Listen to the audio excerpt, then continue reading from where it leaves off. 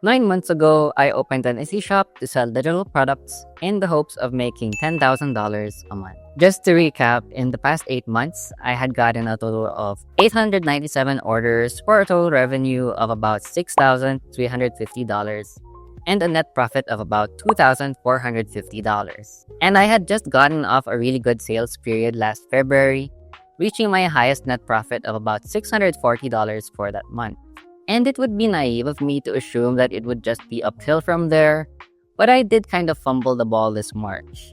For one, I wasn't able to list anything new for like 3 weeks because I kinda got carried away with my print-on-demand shop, and so I put a lot of focus and energy into that. So yeah, obviously I shouldn't expect any significant growth for this time, but I didn't think that sales would be drastically lower for February. Let's just get into it. So for the month of March, I got 4,258 visits with a conversion rate of 5%. So we're still good on that part. And this got me 215 orders for the month. I had also hit my first 1,000 sales milestone, and having achieved that in less than a year is, I think, something worth celebrating. And those 215 orders equaled a total revenue of $1,469. Okay, you might be thinking, but that's not so bad. Well, let me show you my ads dashboard.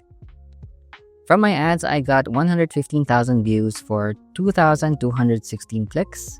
So that's a CTR or click-through rate of 1.9%. And with a conversion rate of 6% from my ads, I got a total of 133 orders from my advertised listings. Yep, so most of my sales this month have been from my advertised listings, and my organic sales have taken a big hit.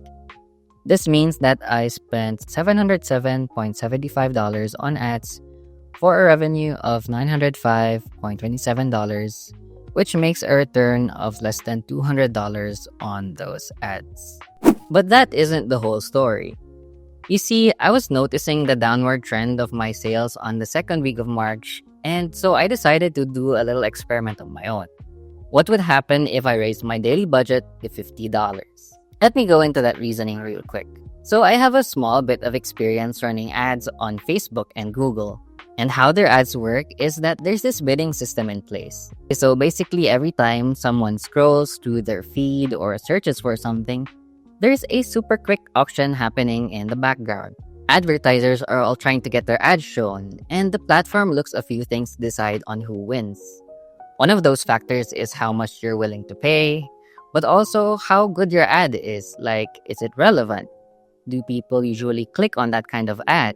And how likely is it for someone to actually take action, like clicking on it and buying? Now, some products or services are more competitive than others.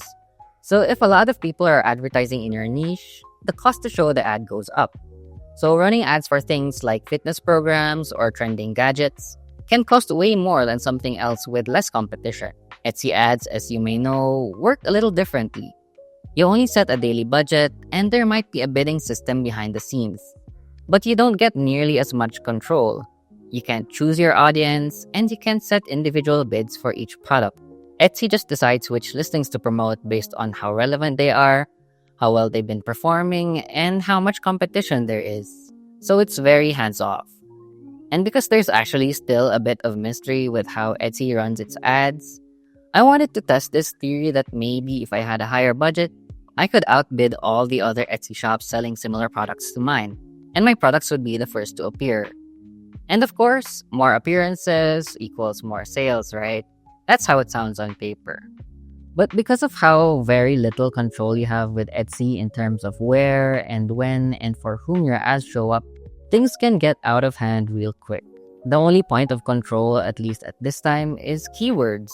And unfortunately, even that isn't exactly precise either. Let's say your product is a wedding invitation with the title Sage Green Wedding Invitation for Spring. Something like that. That means the ad has a chance of showing up for keywords as short as wedding, or invitation, or invite, or even just sage green. And with a higher budget, what Etsy actually did for me was just broaden the keywords being used and made my products show up in 2 general or almost irrelevant searches. And since I was advertising 150 plus products, it became too overwhelming to keep track of all of them individually. So I did that for a week and spent a bit too much on ads for that time frame. Maybe I analyzed this wrong. Maybe there's some truth to it. But to be completely honest, I just don't have that much extra cash to burn on this experiment. So I stopped that, and who knows, maybe I'll revisit this theory in the future. But as of now, I'd rather play it safe and stick to what's been working with me for now. So I reverted my budget to $30 per day. With that, my net profit for this month is 23,328 pesos or $421, which is 34% lower than what I earned in February. But that brings my overall total profit from the shop to 158,882 pesos or about $2,870. Now, I've said before that one day I'd love to do Etsy full time, and that's still the goal. But if I'm being honest, having slower or lower performing months like this one definitely brings up some anxiety. I'm still pretty new to all this business stuff, and as someone who's always worked as an employee or freelancer, I'm used to knowing exactly how much I'm going to be making in a month. That sense of consistency is comforting to me. But with business, especially something like Etsy, it doesn't always work like that. Some months are up, some are down, and that unpredictability really makes me stop and think, like, what's the lowest amount I could make in a month and still be okay with it? How do I budget when my income might take a hit? And what's my backup plan if something suddenly goes completely wrong? These are real questions I've been sitting with lately, and honestly, I don't have clear answers yet.